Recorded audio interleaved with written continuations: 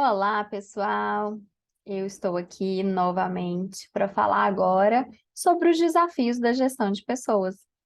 Vou compartilhar minha tela com vocês e nós vamos falar sobre essa sub-área da POT, que é a gestão de pessoas.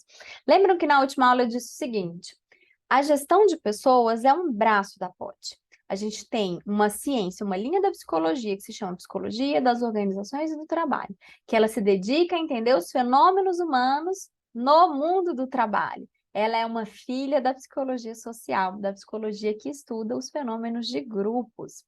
Bom, aí temos a POT, Psicologia das Organizações do Trabalho. Ela está dividida, mais ou menos, né, em três sub-áreas: a psicologia do trabalho, a psicologia organizacional e a gestão de pessoas. A gestão de pessoas, ela é uma prática das organizações que está ali com o intuito de apoiar em toda a jornada do colaborador. E eu quero falar um pouquinho para vocês sobre o que é essa gestão de pessoas e quais são os seus desafios. Olha só, gestão de pessoas pode ser uma área na empresa ou uma atuação nas empresas, né? Na maior parte das grandes empresas, eles têm essa área específica. Elas, às vezes, são chamadas de talentos humanos, gestão de pessoas, recursos humanos, gente e gestão, pessoas, gente e cultura. Esses são os nomes mais modernos para a área que foi conhecida, né, e reconhecida como RH durante muitos anos. Então, essa área na empresa que faz a gestão de pessoas geralmente tem ali pessoas que são especializadas em gente e que conhecem alguns processos que vão apoiar no engajamento, na atração, na retenção ou na permanência, né? Essa é uma palavra melhor, e na satisfação do colaborador com a empresa, impactando aí também nas entregas, né? No desempenho. Bom, eu trouxe aqui para vocês uma carinha do que a gente chama de jornada do colaborador. Esse termo está sendo muito utilizado. Eu trouxe um exemplo, né, da empresa onde sou diretora de pessoas atualmente, em que temos vários processos envolvendo os colaboradores, desde quando eles entram até a sua progressão de carreira ou seu desligamento, né? Tem diferentes momentos, né, dessa construção conjunta, trabalhador e empresa. E eu trouxe aqui também um ciclo que representa essa jornada ou esse ciclo do colaborador dentro da empresa.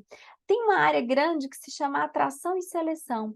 Aqui tem um monte de métodos, um monte de processos, de técnicas que a gestão de pessoas utiliza para atrair pessoas que tenham fit, que tenham um encaixe com a empresa, né? Que busque a cultura, que busque um lugar para trabalhar que tenha os aspectos culturais que a empresa contratante tem. E ainda para atrair gente que possa contribuir com o desempenho daquela organização. Então, tanto atrair quanto selecionar, é uma das funções da gestão de pessoas e tem vários métodos, né? Vários processos, várias técnicas aí por trás dessa função. O onboarding também está na função da gestão de pessoas, que é colocar as pessoas para dentro, né? Trazer os novatos para o play, ajudá-los aí a reconhecer onde estão entrando, diminuir aquela ansiedade de início e apoiar todos esses novatos, né, a numa boa adaptação. Uma outra função da área de gestão de pessoas é a gestão dos cargos, dos salários e dos benefícios. Tudo isso impacta muito na satisfação do profissional, no senso de justiça, na própria permanência do colaborador, no engajamento. Então, essa parte de gestão de cargos, gestão de salários, gestão de benefícios, ela também é uma atividade da gestão de pessoas. Além disso, a gestão do clima, o endomarketing, a educação corporativa, é um grande universo, né, de atividades de RH ou de gestão de pessoas. A gestão do desempenho também, E aí, como eu disse, né, tem vários métodos e várias técnicas que envolvem gestão de desempenho. Então, de uma forma resumida, gente, a gestão de pessoas dentro das organizações, ela é responsável por atrair e selecionar talentos, por trazer, né, esses talentos, ajudá-los a se adaptar na empresa, gerir toda essa construção, essa organização de cargos, salários, benefícios, fazer também a gestão do clima organizacional, fazer a parte de comunicação interna, fazer a parte de desenvolvimento de pessoas e educação corporativa, além de gerir as entregas, o desempenho, a performance dos colaboradores. Ou seja, a área de gestão de pessoas é responsável por atrair gente boa, fazer as pessoas se adaptarem bem, ter uma boa organização de cargos e salários que facilite as pessoas até na carreira, né? Em dar novos steps na carreira, construir um clima legal de trabalho, ajudar as pessoas a se desenvolverem e também apoiar nas melhores entregas das pessoas. Ou seja, é um universo de atividades e cada uma aí dessas missões da gestão de pessoas tem um desdobramento, como eu disse, né, em ferramentas, em processos, em métodos muito grande. E estão cada vez mais modernos esses processos. Então, é muito importante para você, se você tiver interesse em trabalhar dentro das organizações, né, ou como contratado, ou como consultor, prestando um serviço de especialista em gente, especialista em equipes, em motivar as pessoas, em reter as pessoas, em atrair boas pessoas, é muito importante que você tenha conhecimento aí de cada uma dessas etapas da jornada do colaborador e dos processos de gestão de pessoas e das missões da gestão de pessoas, tá bom? Então, de uma forma muito resumida, é isso que a gente faz. Eu trouxe aqui o exemplo do lado esquerdo, que mostra o seguinte: a gente, quando vai começar a relação de um colaborador conosco, a primeira coisa que a gente faz é abrir uma vaga. E a gente abre um processo seletivo, faz entrevista com o RH, faz avaliação de perfil, faz a avaliação com o gestor, faz o processo de admissão, faz a entrega do kit de integração, tudo que aquele colaborador precisa para trabalhar. Ele passa por uma trilha de aprendizagem, pode ser treinamentos presenciais, EAD, aí ele passa por toda a trilha geral e técnica de aprendizagem, a gente faz uma avaliação nos primeiros 45 dias para ver se está dando tudo certo, depois a gente faz em 90 dias, ele participa das pesquisas de clima e das avaliações de desempenho. Então, olha só, é um acompanhamento de longo prazo que a gente tem com aquele trabalhador. Então, a área de gestão de pessoas faz tudo isso, é muito importante que você conheça. E a gente vai falar um pouquinho mais sobre essa primeira áreazinha aqui, que é a atração e seleção, que é uma das primeiras missões, né, da área de gestão de pessoas. Eu diria, gente, que é aquilo que mais tem espaço no mercado. Para profissionais de gestão de pessoas como eu percebo no mercado, desde que eu entrei, que muitas vezes as empresas não têm uma área de RH, mas elas precisam de uma seleção boa, uma seleção técnica. Então, elas contratam consultores para fazer isso por elas. Eu já fui consultora de algumas empresas fazendo seleção. É uma das primeiras formas de entrar, né, nessa área. É uma das mais comuns. Bom, e essa questão da seleção? Como é que é a história disso? A gente vai falar disso no nosso módulo como um todo. Eu quero apresentar para vocês ferramentas, eu quero apresentar para vocês processos mais modernos, mais comuns e principalmente mais eficientes de se selecionar pessoas para uma organização. E eu quero começar falando um pouquinho da história do recrutamento e seleção. Para quem não sabe, essa área é muito conhecida como RIS, Recrutamento e Seleção, e o processo de recrutamento e seleção, ele se confunde com a história social humana. Recrutamento e seleção acontecem há muitos séculos, mas de outro formato, né? Com outro formato. Muitas vezes, quando a gente fala de aptidão por características físicas, ou a divisão sexual do trabalho, ou o trabalho escravo, o que isso quer dizer, né? Quando a gente fala assim, os homens eram caçadores e as mulheres, elas eram coletoras, né? Elas iam atrás de frutas e outros alimentos e cuidavam ali da parte social da família, e o homem ele já tinha umas características físicas ou aptidão física para o combate, para guerrear com outras tribos, ou até para caçar. Isso, gente, já é uma divisão de trabalho. Eu vou recrutar os mais fortes para fazer um trabalho que exija isso? Ou eu vou recrutar aquelas pessoas que têm mais, que têm uma capacidade analítica melhor para escolher, ou para criar, ou para acompanhar uma criança no desenvolvimento? Isso aqui, gente, estou contando a história da humanidade, tá? Muitas vezes a gente já dividia o trabalho por aptidões. Isso acontece, então, desde que o mundo é mundo. O próprio trabalho escravo, gente, ele foi uma tentativa disso, né? Ah, quem tem, sei lá, a gente teve força, vai lá, conquista uma região e todo mundo que está ali vai fazer o trabalho que a gente não quer fazer, né? Vai trabalhar é, de forma de forma escrava, né, sem ter recompensas.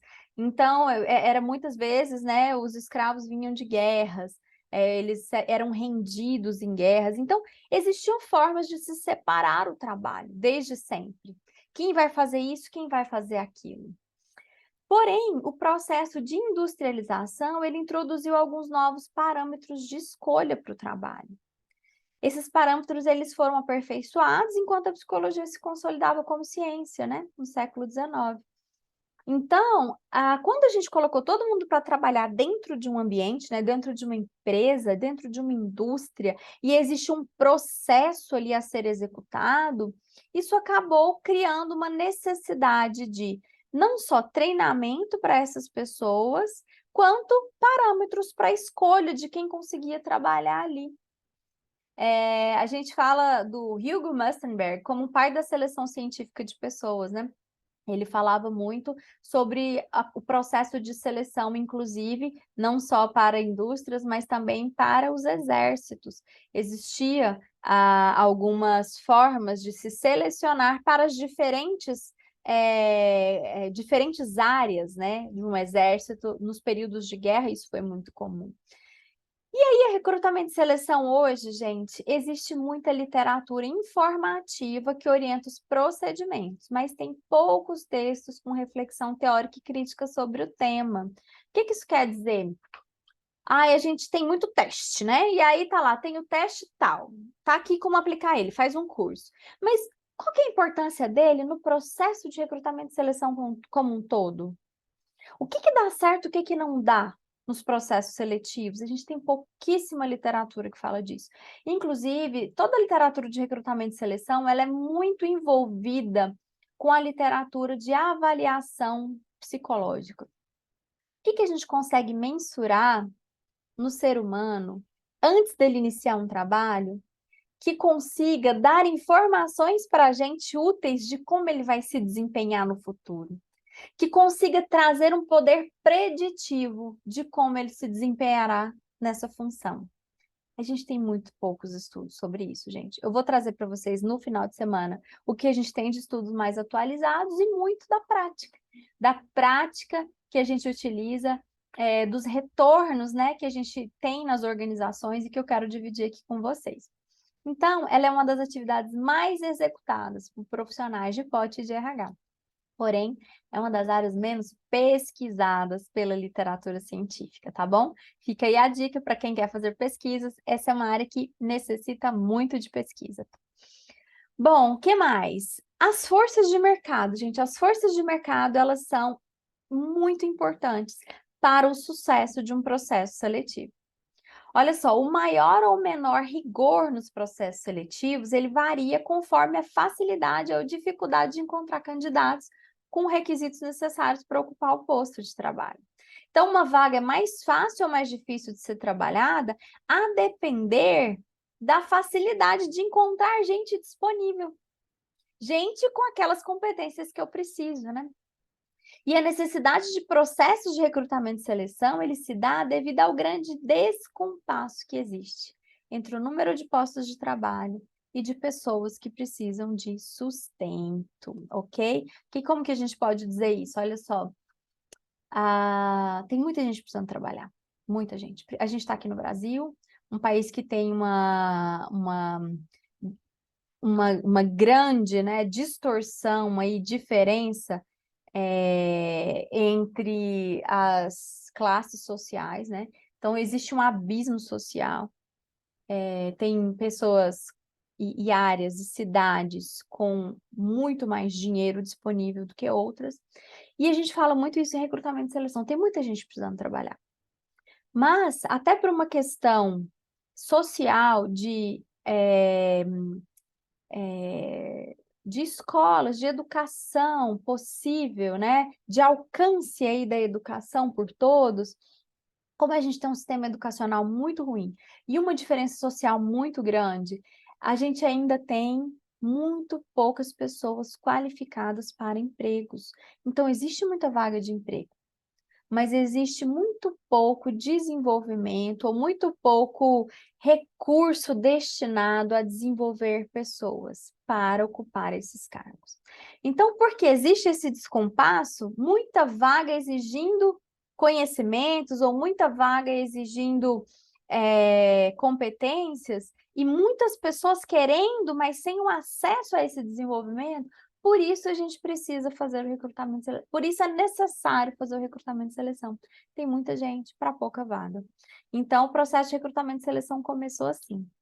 E é interessante dizer, né, da história do recrutamento e seleção, que existe um antigo mindset do recrutamento e seleção e um mindset mais atual. Eu queria convidar vocês a pensar, a lembrar da área de recrutamento e seleção há, sei lá, 10 anos atrás, nas empresas, né?